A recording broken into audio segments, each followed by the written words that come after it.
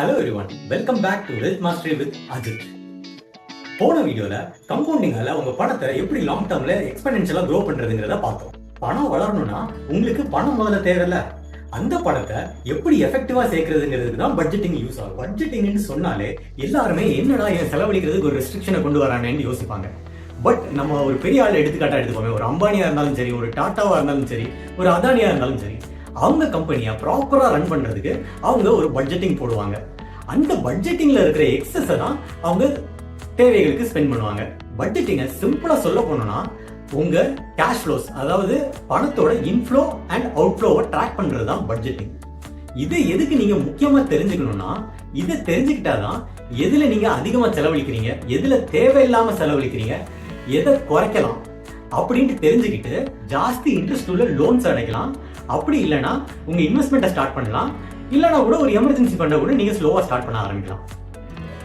எனக்கு தெரிஞ்ச ஒரு மிஸ்ஸிங் மணி கேஸை பத்தி நான் இப்ப சொல்றேன். ஒரு யங் ஐடி எம்ப்ளாயி இருந்தாங்க. என்னதான் ஹைலி பெய்டு எம்ப்ளாயியா இருந்தாலும் மாசம் 3வது வாரம் அவங்க கையில பேங்க் அக்கௌண்ட் வந்து எம்டி ஆயிடுது. அவங்களால இந்த பணம் எங்க போச்சுட்டே கண்டே பிடிக்க முடியல. ஸோ ஒரு நாள் என்ன பண்ணாங்க, ஒரு நோட் புக்கையும் பெண்ணையும் எடுத்துட்டு அவங்க டெய்லி செய்யற எக்ஸ்பென்சஸ் அவ்வளோத்தையும் ட்ராக் பண்ண ஆரம்பிச்சாங்க. எவ்ரி டீ பிரேக்கு எவ்வளவு ஸ்பெண்ட் பண்றாங்க, ஆட்டோக்கு எவ்வளவு ஸ்பெண்ட் பண்றாங்க, ஸ்விக்கி ஜொமேட்டோக்கு எவ்வளவு ஸ்பெண்ட் பண்றாங்க, ஆன்லைன் ஷாப்பிங் எவ்வளவு ஸ்பெண்ட் பண்றாங்கன்ட்டு ஒவ்வொரு விஷயத்தையும் ட்ராக் பண்ண ஆரம்பிக்கிறாங்க. இப்படி ட்ராக் பண்ணிட்டு வரும்போது தான் அவங்க கவனிக்கும் போது அவங்களுக்கே தெரியாம தேவையில்லாத நிறைய எக்ஸ்பெண்டிச்சர் பண்ணிருக்காங்க. அதுக்கப்புறம் தான் ஓகே, நம்ம மணியை தொலைக்கல, ஆக்சுவலி நமக்கே தெரியாம நம்ம ஸ்பெண்ட் பண்ணிட்டு இருக்கிறோம் அப்படின்ட்டு அவங்க கண்டுபிடிச்சு ஸ்லோவா அவங்க எக்ஸ்பெண்டிச்சரை கம்மி பண்ணி இன்வெஸ்டிங்காக அவங்களுக்கு தேவையான அமௌண்ட்டை சேர்க்க ஆரம்பிச்சாங்க. நீங்க எப்படி உங்க பட்ஜெட்டிங்க பண்ணலாம்?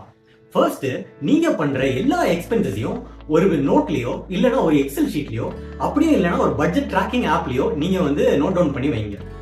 அதுக்கப்புறம் உங்க எக்ஸ்பென்சஸை needs, wants, savings and EMIs or debts இப்படி 4 கேட்டகரியா பிரிச்சு ஒவ்வொரு கேட்டகரியிலையும் எவ்வளவு எக்ஸ்பென்ஸ் பண்றீங்க அப்படிங்கறதையும் நோட் டவுன் பண்ணுங்க. நீட்ஸுக்கு கீழே உங்க தினசரி தேவைகள் like rent, groceries, electricity bill இதெல்லாம் கீழே வரும். வாண்ட்ஸ்ல நீங்க வெளியில போய் சாப்பிடுறது, என்டர்டைன்மெண்ட்டுக்கு யூஸ் பண்ற ரூபா இதெல்லாம் உங்க வாண்ட்ஸ் கீழே வரும்.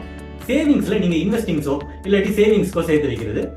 இஎம்ஐஸ்ல நீங்க டெட்ல வாங்குற எந்த பொருள்னாலும் இஎம்ஐ கீழே வரும். பட்ஜெட்டிங் பண்ணி நம்ம மணி லீக்ஸ் எங்கன்னு கண்டுபிடிச்சிட்டோம். இப்பதான் ஒரு முக்கியமான பிரின்சிபல் அப்ளை பண்ண வேண்டியது இருக்குது. அதுதான் பே யுவர் செல்ஃப் ஃபர்ஸ்ட்ங்கிற கான்செப்ட். இந்த பே யுவர் செல்ஃப் ஃபர்ஸ்ட் கான்செப்ட் என்ன சொல்லுதுன்னா, உங்களுக்கு ஒரு இன்கம் வந்த உடனே அதுல ஒரு சர்டன் பெர்சன்டேஜ் உங்க இன்வெஸ்ட்மெண்ட்ஸ்க்கோ சேவிங்ஸ்க்கோ தனியா எடுத்து வச்சிருங்க. அதுக்கு அப்புறம் தான் நீங்க வேற பில்ஸ் எல்லாத்தையுமே ப்ரையாரிட்டைஸ் பண்ணணும். ஏன்னா உங்க ஃபியூச்சர் ஃபைனான்சியல் ஹெல்த் தான் இருக்கிறதுலே மோஸ்ட் இம்பார்ட்டன்ட். பட்ஜெட்டிங்கிறது நீங்க உங்க எக்ஸ்பென்ஸை குறைக்கிறது இல்ல, எது தேவையில்லாத செலவோ அதை ஐடென்டிஃபை பண்றது தான் பட்ஜெட்டிங். பட்ஜெட்டிங் மூலம் நீங்க மந்த்லி ஒரு சர்ப்ளஸை உருவாக்கலாம். இந்த சர்ப்ளஸை நீங்க ப்ராப்பரா இன்வெஸ்ட் பண்ணீங்கன்னா காம்பவுண்டிங் அதோட வேலையை அதுவே பார்த்து. ஸோ இந்த வீடியோ இன்ஃபர்மேட்டிவா இருந்திருக்கும் நான் நினைக்கிறேன். ஸோ உங்களுக்கு வீடியோ பிடிச்சிருந்துச்சுன்னா வீடியோவை லைக் பண்ணுங்க, சேனலை சப்ஸ்கிரைப் பண்ணுங்க, அண்ட் நம்ம நெக்ஸ்ட் வீடியோல மீட் பண்ணலாம்.